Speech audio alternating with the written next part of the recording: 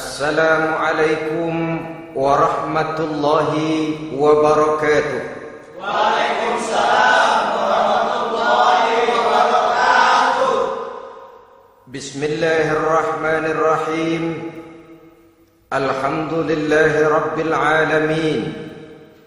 Wa bihi nasta'inu ala umurid dunya waddin.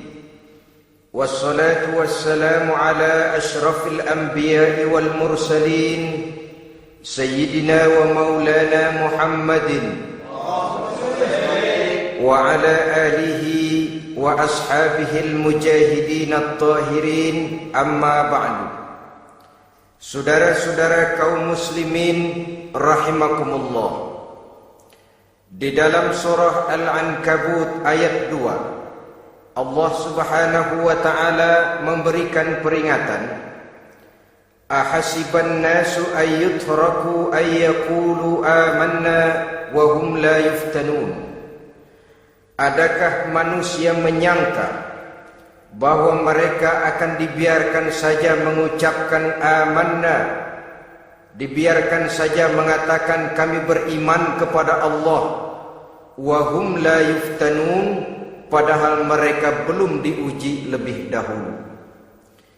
Ini berarti apabila seseorang sudah berani mengatakan amanna, kami beriman kepada Allah, maka hendaklah ia bersiap-siap untuk menghadapi ujian. Setelah ujian datang, barulah akan nampak nyata kadar dan kualitas keimanan yang dimiliki oleh seseorang. Timbul pertanyaan, mengapa orang yang beriman yang justru diuji oleh Allah Subhanahu wa ta'ala? Logikanya tentu ringan saja, bahwa yang mengikuti ulangan di sekolah tentu adalah anak-anak sekolah. Kalau tidak sekolah, tentu saja tidak perlu ikut ulangan. Makin tinggi kelasnya, makin berat soal ulangan yang diberikan kepadanya. Demikianlah dalam kehidupan beragama. Justru yang beriman, yang mendapat ujian dari Allah Subhanahu wa ta'ala, semakin tinggi nilai kualitas keimanannya, akan semakin berat ujian dan cobaan yang diberikan kepadanya. Nabi kita Muhammad sallallahu alaihi wasallam pernah pula memperingatkan. Beliau bersabda, "Inna asyaddal bala'i al-anbiya, thumma al-awliya, thumma al-ulama, thumma al-amsal fal-amsal, ubtuliyan nasu ala hasabi dinih." Sesungguhnya ujian yang paling berat adalah yang telah diberikan Allah kepada para nabi-nabi. Di bawah itu adalah para aulia, kemudian para ulama, bertahap ke bawah dan ke bawah, diuji setiap orang menurut keteguhan dan kekuatannya berpegang kepada agamanya. Jadi semakin teguh kita berpegang kepada ajaran agama, semakin dekat kita dengan aturan-aturan agama, semakin berat ujian dan cobaan yang datang menimpa kehidupan ini. Maka persoalan inilah yang akan kita bicarakan pada pertemuan kali ini, tentang cobaan-cobaan yang datang menimpa kehidupan kita. Pokok persoalannya adalah surah Al-Baqarah ayat 155. Allah Subhanahu wa ta'ala menjelaskan jenis-jenis ujian yang diberikan kepada kita orang-orang yang beriman. Dalam Al-Baqarah 155 itu Allah Subhanahu wa ta'ala menjelaskan, "Walanabluwannakum bisyai'im minal khawfi wal ju' wa naqsim minal amwali wal anfusi wath thamarat wa basyiris sabirin alladzina iza asabathum musibatun qalu inna lillahi wa inna ilaihi raji'un." Walanabluwannakum bisyai'im minal khawf, dan tentu dan pasti kata Allah, kami akan menguji kamu sekalian, kami akan mencoba kamu sekalian dengan sebagian kecil dari rasa takut. Wal ju', rasa lapar, wa naqsim minal amwal wal anfusi was thamarat, kekurangan harta, jiwa dan buah-buahan. Ada 5 macam jenis ujian yang dijelaskan di dalam Al-Baqarah 155 ini. Yang pertama, wala nabluwannakum bisyai'im minal khauf. Kami uji, kami coba kamu dengan sebagian kecil daripada rasa takut. Setiap manusia terlahir dengan membawa 2 sifat. Yang kontroversil, akan disebut apa seseorang bergantung kepada sifat mana yang lebih menonjol di dalam dirinya. Tiap orang punya rasa berani, tiap orang punya rasa takut. Kalau beraninya lebih besar daripada takutnya, ia dinamakan pemberani. Tapi kalau takutnya yang lebih besar daripada beraninya, ia dinamakan penakut. Tapi yang jelas 2 sifat kontroversial ini memang ada dalam diri manusia. Akan diuji kamu sekalian dengan sebagian kecil daripada rasa takut. Takut yang kadang-kadang tidak beralasan. Yang kaya takut jatuh miskin, yang punya jabatan takut kehilangan kedudukan dan pengaruhnya, dan pada akhirnya yang hidup pun menjadi takut mati. Sesuatu yang sungguh tidak beralasan dan menimbulkan kegelisahan di dalam kehidupan. Mari kita lihat dampak yang ditimbulkan oleh rasa takut ini. Ada orang kaya yang takut jatuh miskin.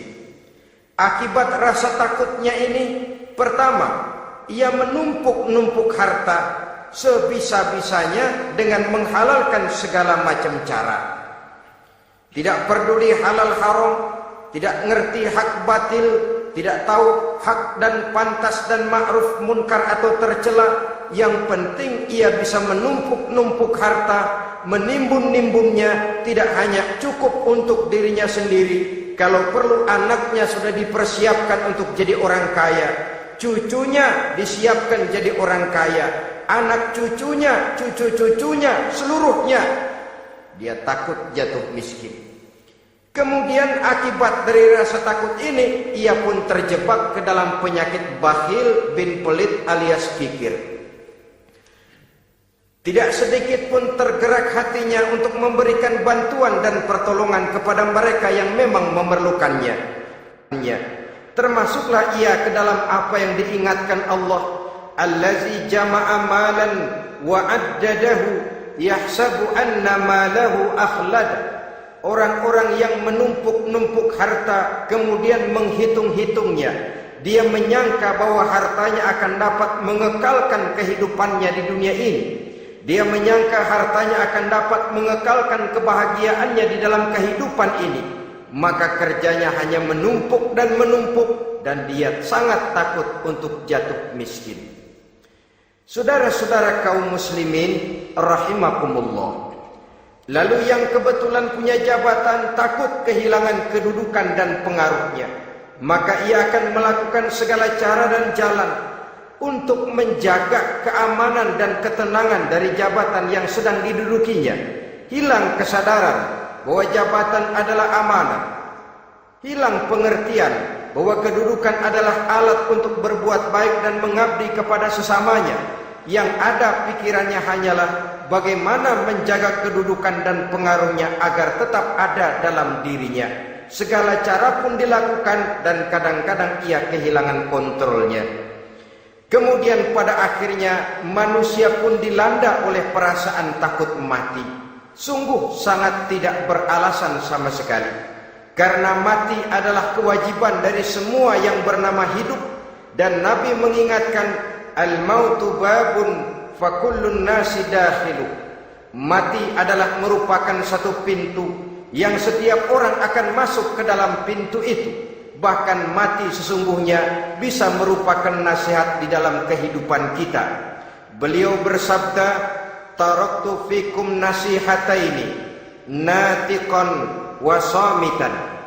Aku tinggalkan kepada kamu 2 macam nasihat.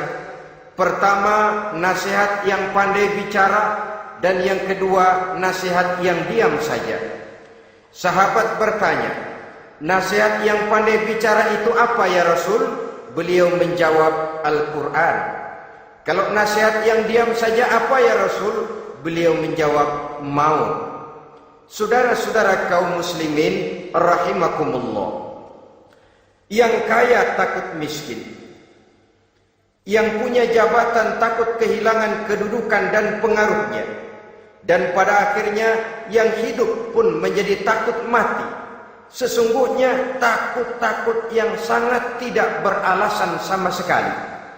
Jika orang kaya takut jatuh miskin, untuk itu kemudian dia menghalalkan segala macam cara untuk menumpuk kekayaan yang tidak akan habis dimakan selama 7 turunan, kemudian diiringi dengan sifat bakhil, sifat tertutup, sifat berpangku tangan melihat kesulitan dan penderitaan orang lain, maka sesungguhnya dia tidak merasa bahwa harta merupakan titipan dari Allah Subhanahu wa taala, bahwa ia merupakan alat dan bukan merupakan tujuan di dalam kehidupan ini. Takut miskin adalah satu penyakit yang mengakibatkan orang lupa diri dan lupa daratan. Takut kehilangan kedudukan dan pengaruh juga adalah penyakit yang menyebabkan orang menghalalkan segala macam cara untuk menjaga kedudukan dan jabatannya.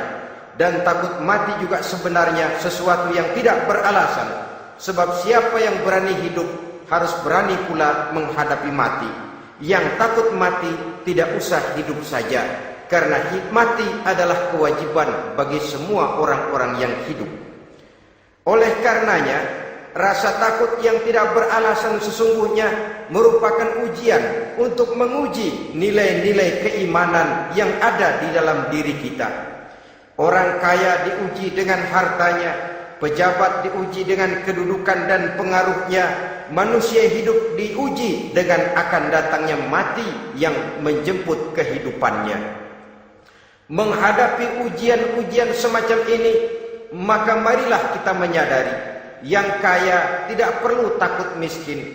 Dari Allah harta itu datang, kepada Allah harta itu akan kembali. Yang punya kedudukan dan pengaruh tidak usah takut kehilangan kedudukan dan pengaruhnya, karena jabatan sesungguhnya merupakan amanah dari Allah Subhanahu wa taala yang harus digunakan dan dianggap sebagai kesempatan untuk berbuat kebajikan sebanyak-banyaknya. Saudara-saudara kaum muslimin rahimakumullah, ini bagian pertama dari ujian-ujian yang ada dalam Al-Baqarah 155. Walanabluwannakum bisyai'im minal khauf, kami akan uji, kami akan coba kamu dengan sebagian kecil daripada rasa takut. Takut yang kadang-kadang saya katakan sekali lagi sangat tidak beralasan.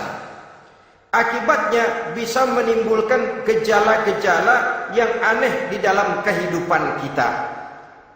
Saudara-saudara, yang kedua, walju, akan kami uji kamu dengan rasa lapar. Kelaparan belum tentu identik dengan kemiskinan.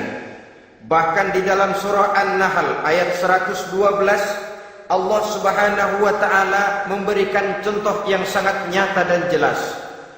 Wa daraballahu mathalan qaryatan kanat aminatan mutmainnah ya'tiha rizquha ragadan min kulli makan fakafarat bi an'amillah fa'azaqaha Allahu libasal ju'i wal khaufi bima kanu yasnaun. Allah memberikan contoh bagaimana keadaan satu negeri yang makmur, aman, tenang, tentram. Rezekinya datang dari segala arah. Fakafarat bi an'amillah, tapi sayang sekali penduduknya kufur dengan nikmat yang diberikan Allah Subhanahu wa taala kepada mereka. Akibatnya fa'azaqaha Allahu libasal ju'i wal khauf, Allah timpakan kepada mereka kelaparan dan ketakutan bima kanu yasnaun, sebagai akibat dari apa yang telah mereka lakukan. Marilah kita melihat contoh dalam Al-Quran ini untuk mengadakan introspeksi di dalam diri dan kehidupan kita masing-masing. Adalah satu keberuntungan bahwa kita sebagai manusia dijadikan Allah sebagai khalifahnya di permukaan bumi ini, yang ditugaskan untuk membudidayakan alam, mengelola dan mengambil manfaatnya bagi sebesar-besar manfaat di dalam kehidupan kita. Dijadikannya bumi untuk tempat tinggal kita sebagai hamparan di mana segala fasilitas dan kebutuhan hidup kita tersedia, tinggal lagi kita pandai-pandai mengelolanya. Apalagi buat kita muslim yang tinggal di persada Nusantara tercinta Indonesia ini. Satu negara yang orang katakan untayan jamrut katulistiwa, yang hijau ranau subur makmur, melahirkan slogan dengan kata gemah ripah loh jenawi toto tentrem kerto raharjo. Negara yang demikian subur, negara yang demikian indah, negara yang demikian hijau ranau ini, apabila kita terkena fakafarat bi an umillah, kufur kepada nikmat yang diberikan oleh Allah kepada kita, dia tidak akan mendatangkan ketenangan, dia tidak akan mendatangkan kesejahteraan, bahkan akan sangat boleh jadi akan menimbulkan kekacauan, ketidaktenangan dan kelaparan di tengah negara yang subur makmur. Inilah yang sangat menyedihkan. Kenapa ini bisa terjadi? Fakafarat bi an umillah, orang kufur terhadap nikmat yang diberikan Allah Subhanahu wa taala. Diberikan negara yang subur, makmur, indah, hijau ranau, tapi dikelola dengan cara yang brutal dan membabi buta. Menguras sumber daya alam melampaui sebagaimana yang seharusnya, sehingga memperkosa keadaan alam itu sendiri. Hutan dan belukar yang ditebangi menguras sumber daya alam melampaui sebagaimana yang seharusnya, sehingga memperkosa keadaan alam itu sendiri.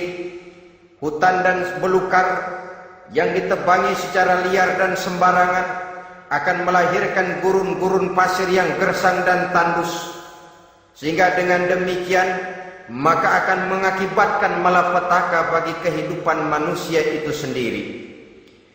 Begitu juga percobaan-percobaan ilmu pengetahuan yang mengundang dan mengandung reaktor-reaktor nuklir akan memberikan luka kepada alam itu sendiri, yang mengakibatkan akan kembali kerugian kepada makhluk bernama manusia. Saudara-saudara kaum muslimin rahimakumullah. Jadi dengan demikian, di dalam satu negara yang subur, hijau, ranau dan makmur, bisa saja terjadi kelaparan apabila kita ingkar, tidak mau bersyukur terhadap nikmat yang diberikan Allah kepada kita. Kita kelola alam ini seenak perut kita saja dengan tidak memikirkan akibatnya di kelak kemudian hari nanti. Kita ambil satu contoh. Orang-orang tua kita dulu pada umur 60 tahun, 70 tahun, kalau dia menanam kelapa, orang lalu bertanya, kakek nanam kelapa untuk siapa nanti? Apa jawabannya? Untuk anak cucu saya. Umur 60 tahun atau umur 70 tahun, ia masih menanam pohon kelapa. Untuk apa katanya? Untuk anak cucu saya di belakang kemudian hari nanti. Orang yang bisa menanamkan sesuatu untuk generasi yang akan datang, itulah orang tua yang bijaksana. Tapi orang yang menanam sesuatu hanya untuk kepentingan dirinya sendiri saja, maka itulah orang yang hanya mementingkan diri sendiri atau orang egois.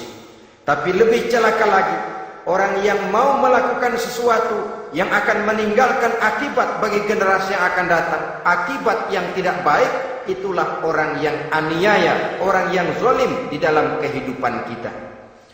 Bumi, tempat di mana kita manusia tinggal, bukan satu wujud yang tanpa batas. Pernahkah kita membayangkan cuma satu bumi untuk dihuni oleh 5 miliar lebih dari makhluk bernama manusia, yang kadang-kadang pertumbuhan sarana untuk menunjang kehidupan tidak sepesat pertumbuhan jumlah makhluk bernama manusia itu sendiri.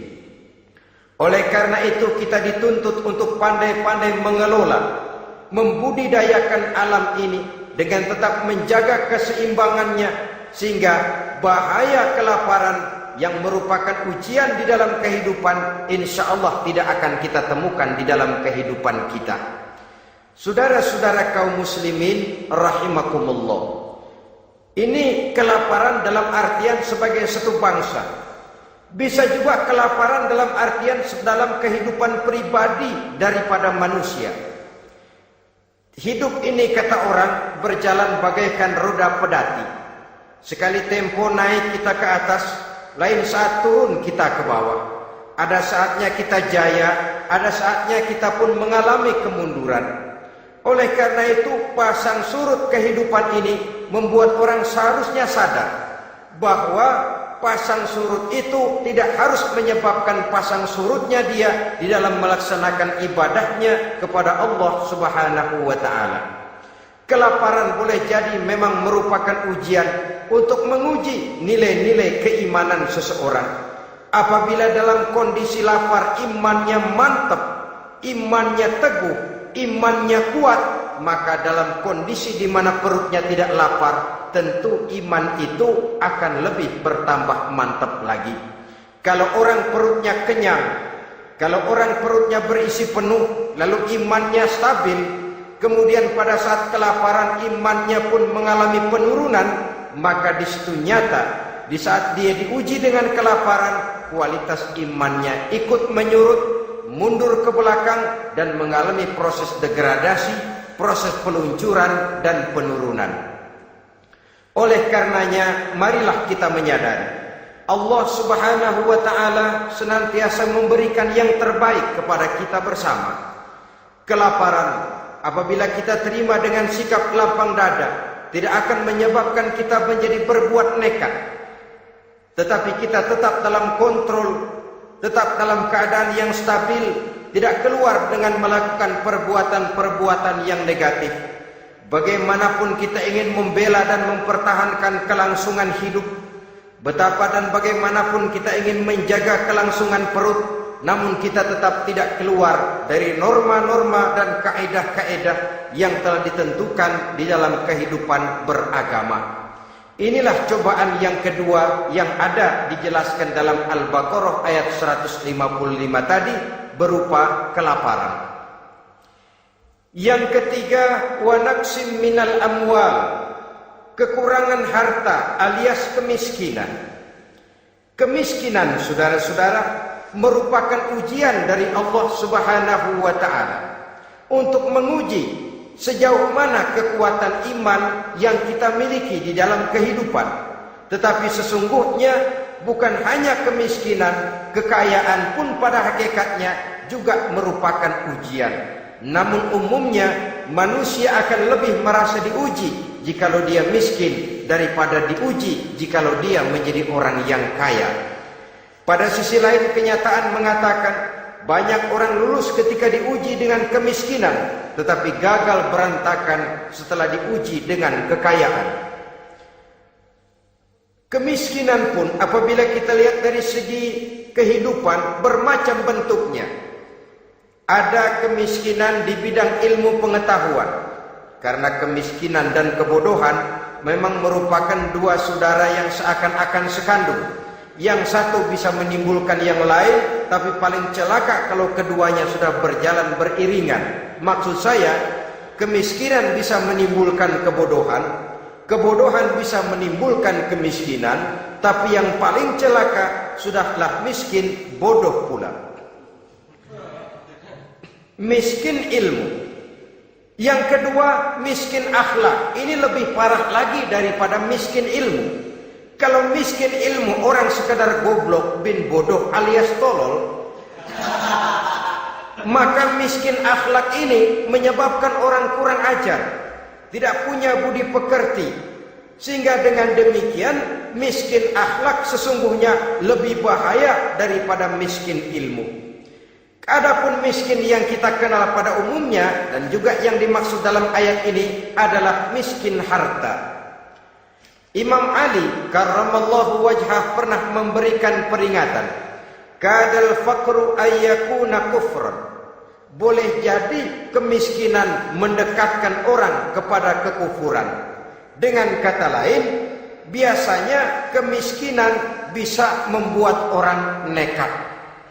Kalau sudah nekat, maka bukan cuma harga diri yang terjual, bukan cuma keluarga yang terjual, bukan cuma nilai-nilai materi yang dimilikinya yang terjual, bahkan iman dan keyakinannya, akidah dan pandangan hidupnya pun tidak akan segan-segan digadaikannya, dijualnya untuk mengatasi kelaparan dan kemiskinan itu tadi. Padahal selalu diingatkan, pandangan dan keyakinan, iman sesungguhnya merupakan intan paling mahal, sesungguhnya merupakan mutiara paling berharga di dalam kehidupan kita. Maka kemiskinan memang merupakan ujian.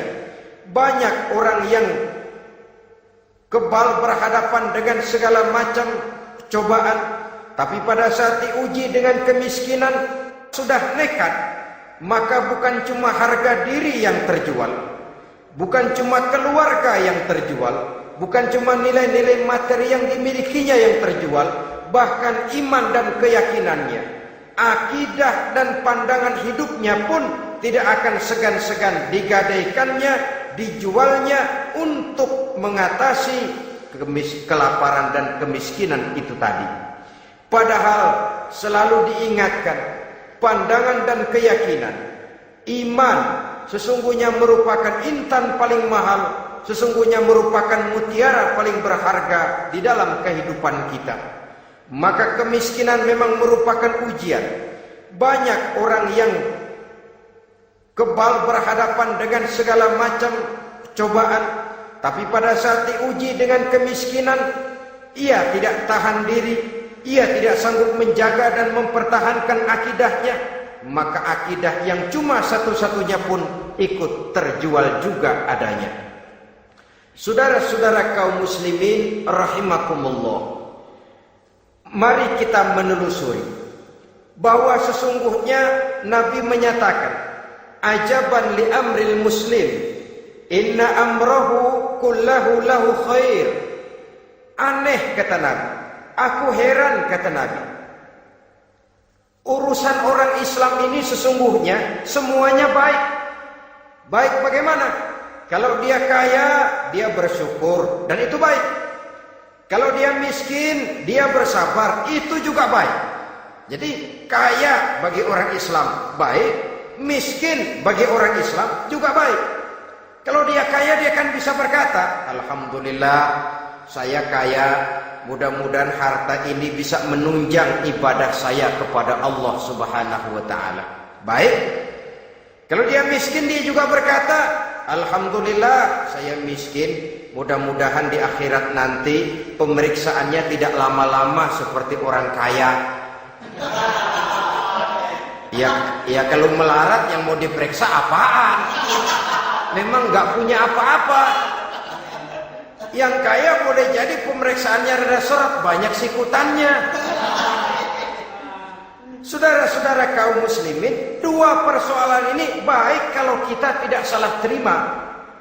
Mana yang lebih baik? Tentu yang lebih baik menjadi orang kaya yang bersyukur. Dan itu memang wajar. Kaya syukur, miskin sabar. Yang luar biasa kalau mau tahu, miskin syukur. Kalau kaya syukur memang mestinya. Miskin sabar, ya mestinya lah. Miskin kagak sabar mau kemana? Tapi yang luar biasa sesungguhnya miskin syukur. Syukur bagaimana? Ya seperti saya katakan tadi, alhamdulillah, mudah-mudahan di akhirat nanti pemeriksaannya tidak lama seperti orang yang kaya. Sehingga kata Nabi, setiap persoalan yang dihadapi umat Islam baik bagi dia. Miskin baik, kaya baik, asal orang tidak salah terima. Tapi sebaliknya, kalau salah terima, kaya lupa diri, miskin lupa daratan. Pada posisi di mana dia sebenarnya tidak bisa menerima kenyataan dengan baik, akhirnya kehilangan kontrol. Saudara-saudara kaum muslimin rahimakumullah.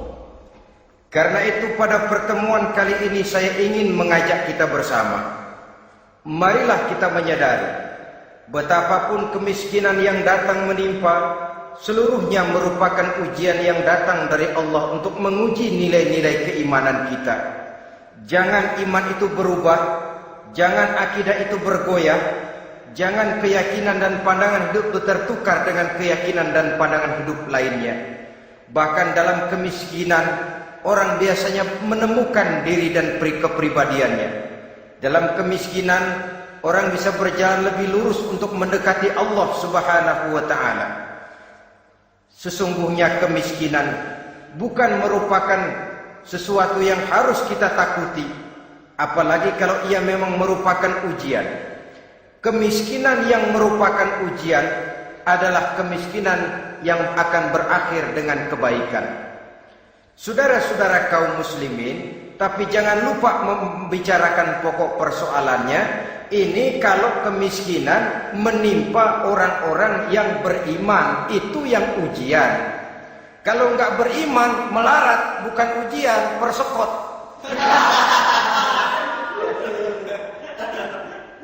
Lah orang lalu bertanya, Pak, kalau orang kafir kaya bagaimana? Nah, begini saudara-saudara, dalam agama itu ada yang disebut nikmat, ada yang disebut istidraj. Kalau nikmat itu hanya diberikan kepada hamba-hamba yang beriman. Kalau istidraj itu diberikan kepada siapa saja yang mau berusaha. Tidak soal dia beriman atau tidak, tidak soal dia mau bersujud atau tidak, asal dia berusaha dia dapat. Itu yang dinamakan istidraj. Seperti orang mancing ikan, mesti diberikan umpan. Setelah umpan itu dimakan, tidak langsung ditarik, tapi diulur dulu sampai kira-kira mata kain itu nyangkut di leher si ikan, baru diangkat ikan itu ke atas, dan sampai di atas kita bisa maklum nasib ikan tadi.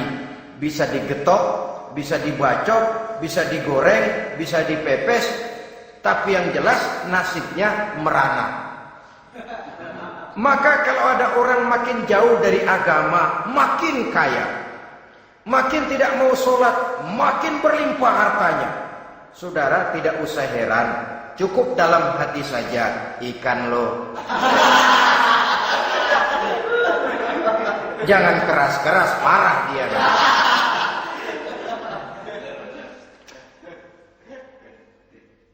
Kemiskinan apabila didasari dengan sikap keimanan merupakan ujian untuk menguji kualitas keimanan seseorang. Bahkan satu hadis menyatakan, apabila Allah mencintai seorang hamba, maka diujinya hamba itu karena Allah ingin mendengar liyasma'a tadarru'ahu, ingin mendengar ratapan orang tadi. Sama juga kita, kadang-kadang karena cinta benar kepada anak kita yang mungil, suatu saat kita ingin mendengar dia nangis, kita cubit dia. Bukan karena gemes, bukan karena benci, ingin mendengar nangisnya kok indah begitu.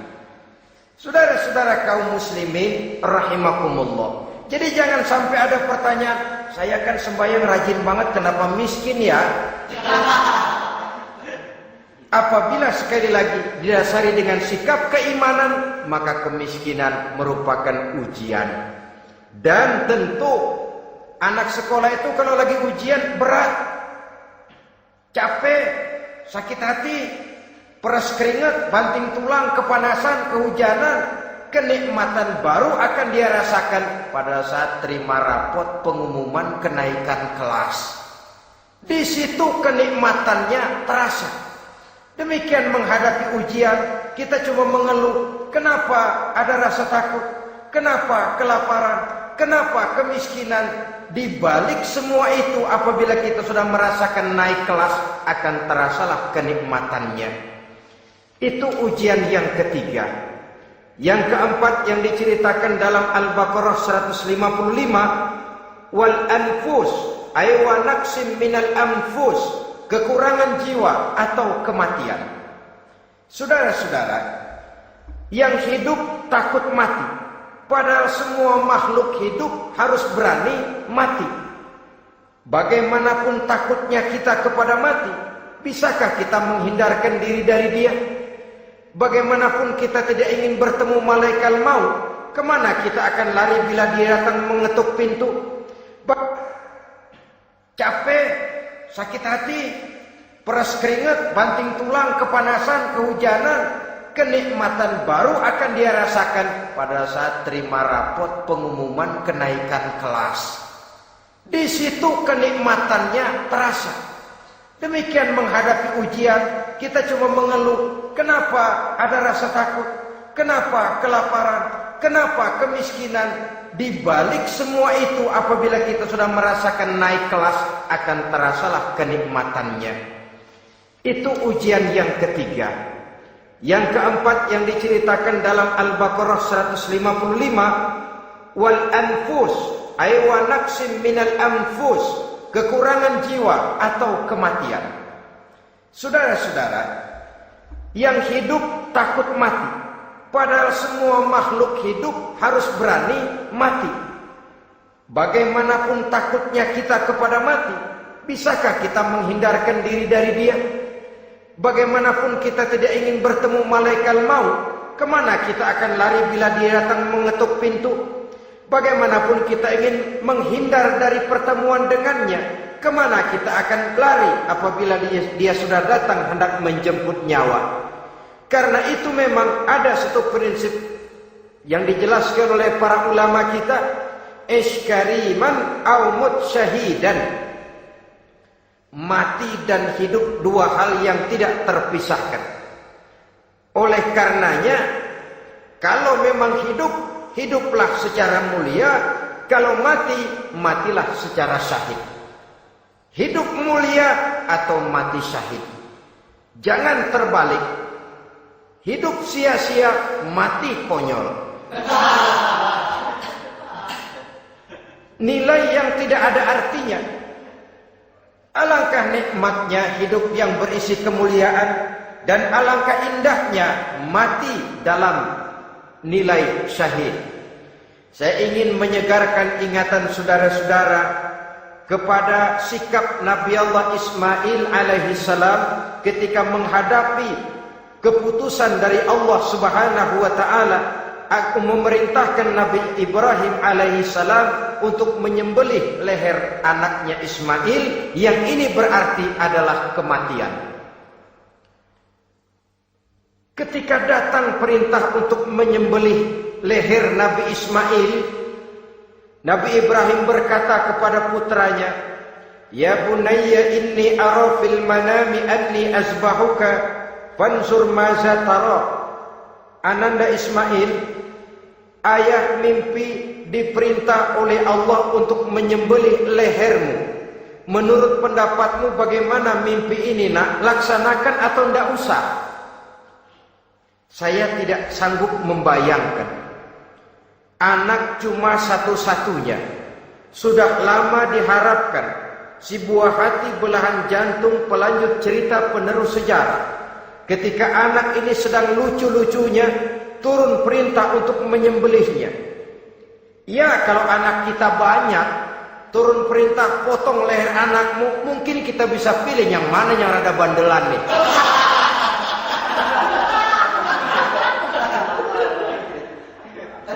Tapi ini anak cuma satu-satunya. Lucu, sudah lama diharapkan.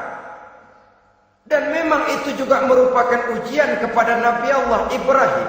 Seolah-olah Allah berkata, "Hai Ibrahim, dahulu sebelum kau punya anak, kau memang cinta kepadaku. Sekarang setelah kau punya anak, masuk rasa cinta anak ke dalam hatimu. Buktikan Ibrahim, mana yang lebih besar, cintamu kepadaku, kata Allah, atau cintamu kepada anakmu. Sembelih leher anakmu." Ternyata kemudian sejarah menyatakan Nabi Ibrahim cinta kepada Allah, beliau pun cinta kepada putranya. Tapi cintanya kepada Allah lebih besar daripada cintanya kepada putranya. Sehingga ketika turun perintah penyembelihan, itu pun dilaksanakannya, tapi tetap musyawarah dulu.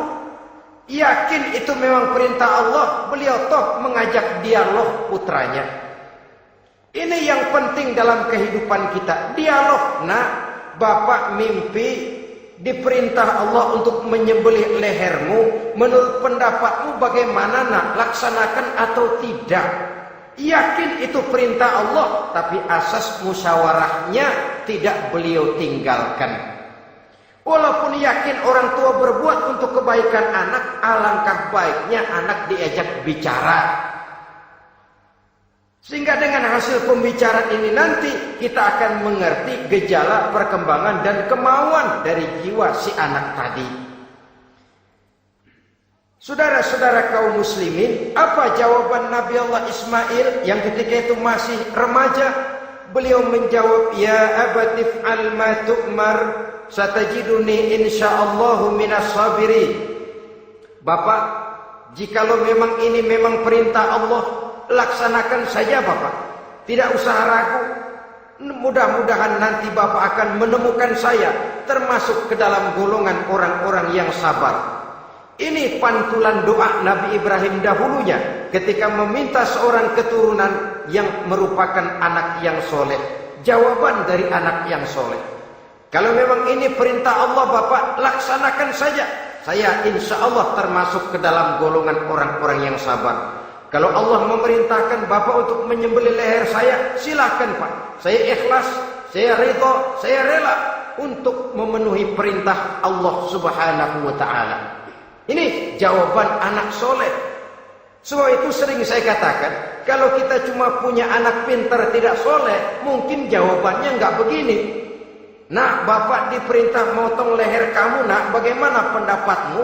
Mungkin dia jawab, Bapak aja yang Tuhan, Pak.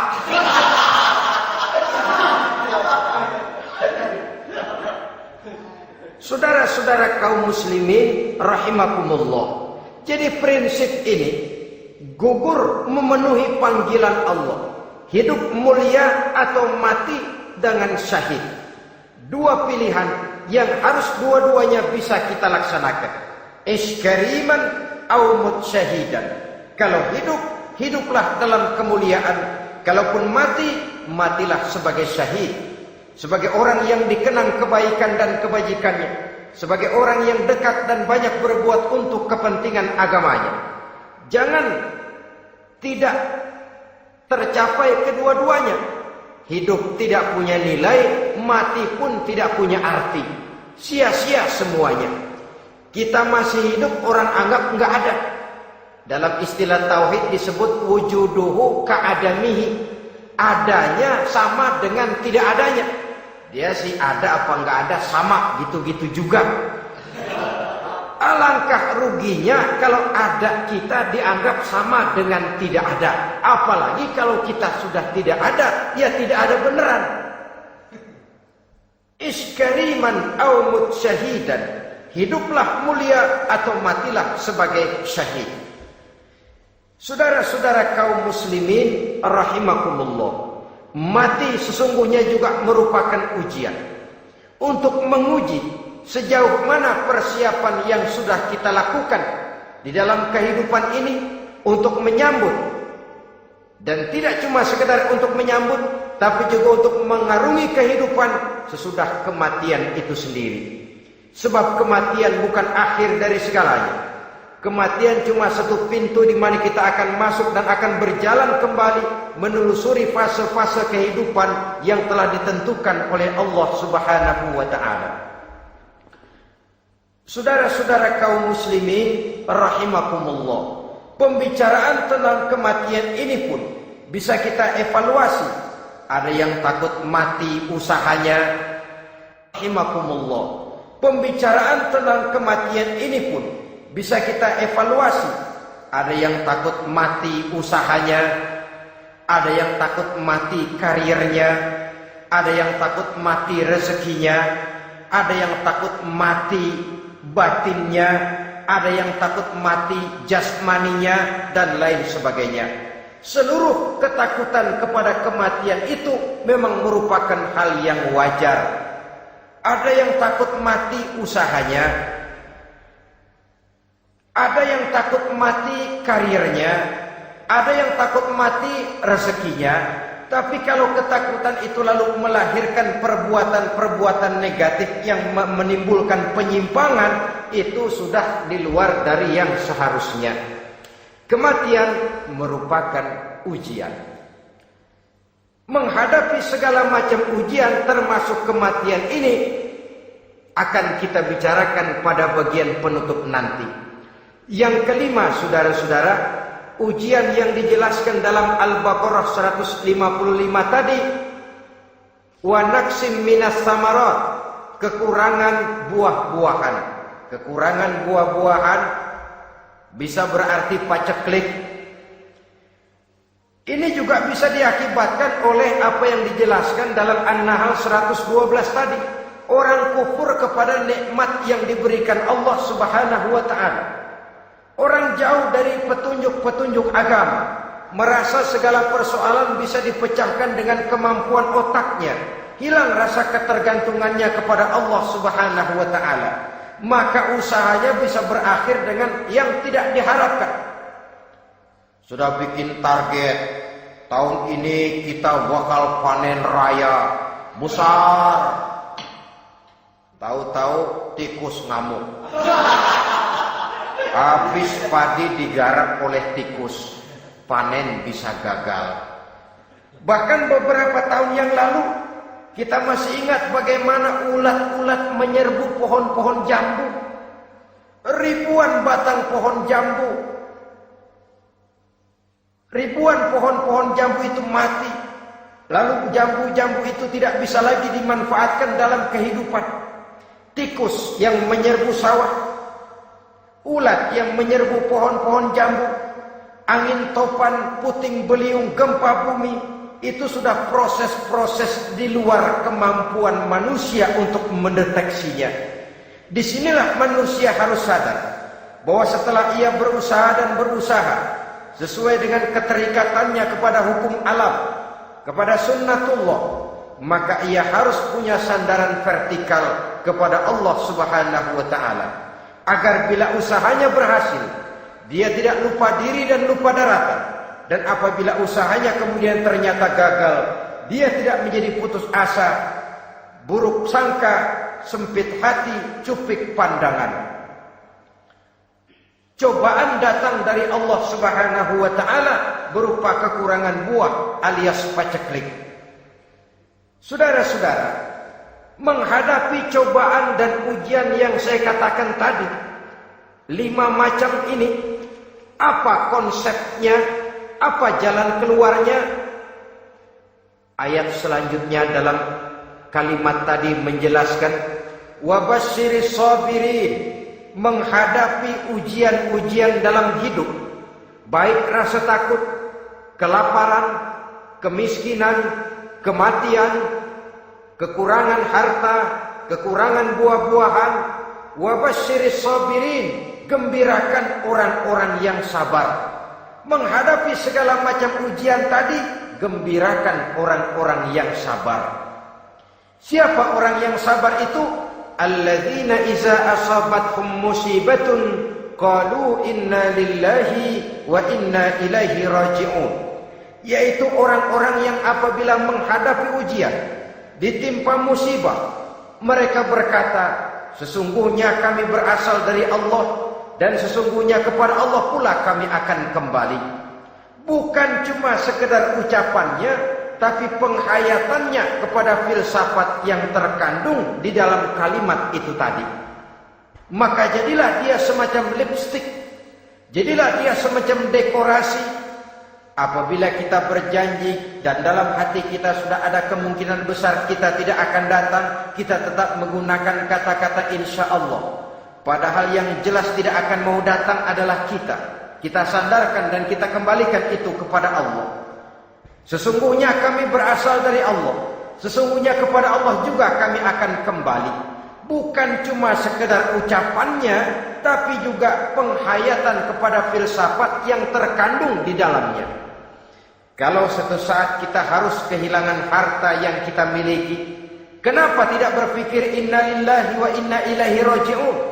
Bahwa dulu pun ketika lahir ke dunia ini, tidak ada harta yang saya bawa. Kalau sekarang harta itu hilang, inna lillahi wa inna ilaihi raji'un. Itu yang saya maksud. Kalau sekarang, kalau suatu saat kita harus melepaskan pangkat jabatan yang kita sayangi, kenapa kita tidak kembali kepada inna lillahi? dulu pun ketika waktu lahir ke dunia ini tidak ada pangkat dan jabatan yang saya bawa. Kalau sekarang harus pensiun, inna lillahi wa inna ilaihi raji'un. Ini kadang-kadang enggak. Dengar mau mutasi, mau pensiun, mulutnya inna lillahi, tapi gerbek-gerbek dukun diusut.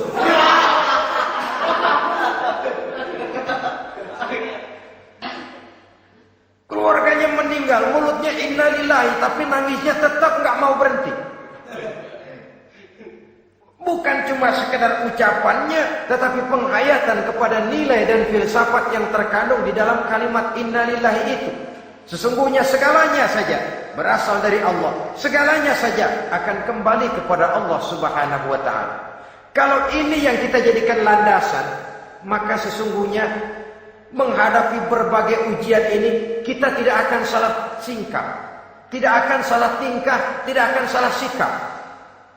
Kalau sudah ini dasar dan fondasi yang menjadi landasan tempat di mana seluruh cobaan datang bertumpuk, segalanya datang dari Allah, segalanya akan kembali kepada Allah, maka betapapun bertumpu ujian datang menimpa, rasanya tidak akan lagi membuat kita goyah, karena fondasi tempat kita berdiri sudah demikian kokoh dan kuatnya. Dan fondasi itu inna lillahi wa inna ilaihi raji'un. Segalanya datang dari Allah, segalanya akan kembali kepada Allah Subhanahu wa ta'ala. Keyakinan ini memberikan kelapangan jiwa. Dari kelapangan jiwa maka akan tertuang ketenangan dan ketentraman. Jauh dari stres, jauh dari darah tinggi, jauh dari bingung, jauh dari rasa takut. Segalanya sudah kita kembalikan kepada Allah Subhanahu wa ta'ala. Saudara-saudara kaum muslimin rahimakumullah. Oleh karenanya ini jalan keluar, dan inilah orang yang sabar, yaitu orang yang mengembalikan segala persoalan bahwa segalanya datang dari Allah, segalanya akan kembali kepada Allah. Bukan sabar dalam pengertian kita sehari-hari. Sabar, maaf ya, dalam pengertian kita sehari-hari biasanya orang yang sabar yang gak banyak tingkah, diam, gak salah apa-apa, kepala yang dikelepak, blek, diam aja. Ente gak salah apa-apa dikelepak, diem ya. Gua lagi sabar, diem loh. Rasanya ini sih, kalau sabar macam ini yang kita punya, boleh jadi kita akan tertindas terus. Sebab itu pada penghujung ini jalan keluar, dan inilah orang yang sabar, yaitu orang yang mengembalikan segala persoalan bahwa segalanya datang dari Allah, segalanya akan kembali kepada Allah. Bukan sabar dalam pengertian kita sehari-hari. Sabar, maaf ya, dalam pengertian kita sehari-hari biasanya orang yang sabar yang gak banyak tingkah, diam, gak salah apa-apa, kepala yang dikelepak, blek, diam aja. Ente gak salah apa-apa dikelepak, diem ya. Gua lagi sabar, diem loh. Rasanya ini sih, kalau sabar macam ini yang kita punya, boleh jadi kita akan tertindas terus. Sebab itu pada penghujung surah Al-Asr, Allah menggandengkan antara tawasau bil haq dengan tawasau bis sabr. Kebenaran dan kesabaran, dua hal yang memang tidak boleh terpisahkan satu dengan yang lain. Kalau kita benar, kita harus sabar. Kalau kita mau sabar, harus karena benar. Apabila kebenaran satu prinsip, maka kesabaran adalah satu strategi. Prinsip yang tanpa strategi bisa membuat kita tidak akan mencapai tujuan yang kita harapkan. Artinya, kebenaran tanpa kesabaran membuat kita mudah dipatahkan orang, tapi kesabaran tanpa kebenaran akan membuat kita diinjak terus oleh orang lain. Karena itu, kalau yakin kita benar, harus sabar. Kalau mau bersabar harus karena benar. Dalam hal ini sifat sabar yang dicontohkan oleh Rasulullah Sallallahu Alaihi Wasallam sungguh memang merupakan jadi panutan. Sepanjang persoalannya adalah persoalan pribadi, sepanjang pribadi beliau yang dihina, sepanjang pribadi beliau yang dicaci maki, beliau biasanya bisa mengendalikan diri. Tapi kalau sudah agama masalahnya, maka beliau pun tidak segan-segan mencabut pedang maju ke medan perang. Bukan untuk memaksakan agama dan keyakinan, karena agama dan keyakinan memang tidak bisa dipaksakan. Tapi untuk menjaga, membela dan mempertahankan agama dari hinaan, cemoohan dan caci maki orang lain. Yang kita lakukan sebaliknya. Kalau pribadi kita yang dihina, marahnya 17 langit. Tapi kalau sudah agama dicaci maki orang, agama dihina orang, agama diremehkan orang, biarin dah, masih banyak ustad. Cuma masalah ustadkah agama itu? Cuma urusan kiaikah agama itu? Tidak. Agama itu urusan setiap pribadi muslim. Ya, dia jadi pengusaha, ya dia jadi pejabat, ya dia jadi seniman, ya dia jadi teknokrat, ya dia jadi ekonom, ya dia jadi pakar di berbagai bidang. Agama adalah masalah setiap kita.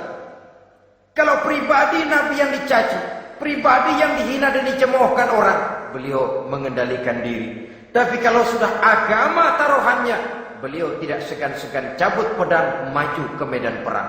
Sabar tapi pada tempatnya. Sabar tidak dalam artian diam, delohong, ayem-ayem, gelem-gem, menunggu embun yang turun dari langit. Emang lagi lapar, sabar aja. Nggak usah makan, nanti juga waktunya Tuhan kasih kenyang-kenyang. Kalau sabar macam ini yang kita pakai, lapar terus dah. Emang giliran sakit sabar aja, nggak usah berobat, nanti juga waktunya baik sembuh. Mati terus dah.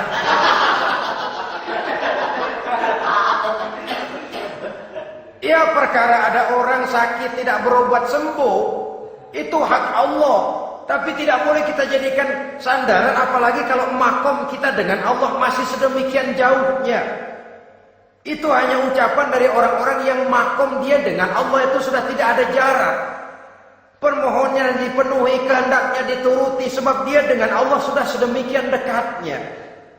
Kalau kita masalahnya, yang antara kita dengan Allah ini dilapisi oleh dosa dan kesalahan yang kita kerjakan sendiri, rasanya kita masih harus banyak berbuat sesuai dengan keterikatan kita kepada sunnatullah itu. Orang yang sabar adalah orang yang sadar kepada hakikat dan filsafat yang terkandung di dalam kalimat inna lillahi wa inna ilaihi raji'un. Segalanya datang dari Allah, segalanya pun akan kembali kepada Allah. Harta yang hilang tidak membuat kita gundah, pangkat yang harus kita tanggalkan tidak membuat kita kecil hati dan tidak akan meninggalkan medan pengabdian. Kenapa? Kita cuma menganggap itu satu titipan.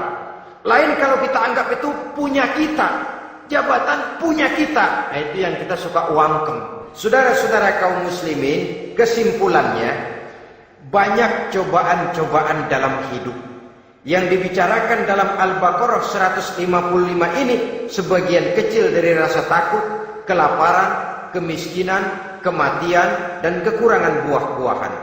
Menghadapi segala macam ujian tadi, kembalilah kita kepada dasar inna lillahi wa inna ilaihi raji'un. Segalanya datang dari Allah, segalanya pun akan kembali kepada Allah. Semoga dengan sikap ini kita akan lapang dada menghadapi ujian dan akan semakin tangguh iman dan akidah kita menghadapi cobaan yang datang menimpa. Inilah pertemuan pada kali ini, semoga ada manfaatnya. Terima kasih atas segala perhatian, mohon maaf atas segala kekurangan. Usikum wa nafsi bitaqwallah. Wassalamu alaikum warahmatullahi wabarakatuh. Waalaikumsalam.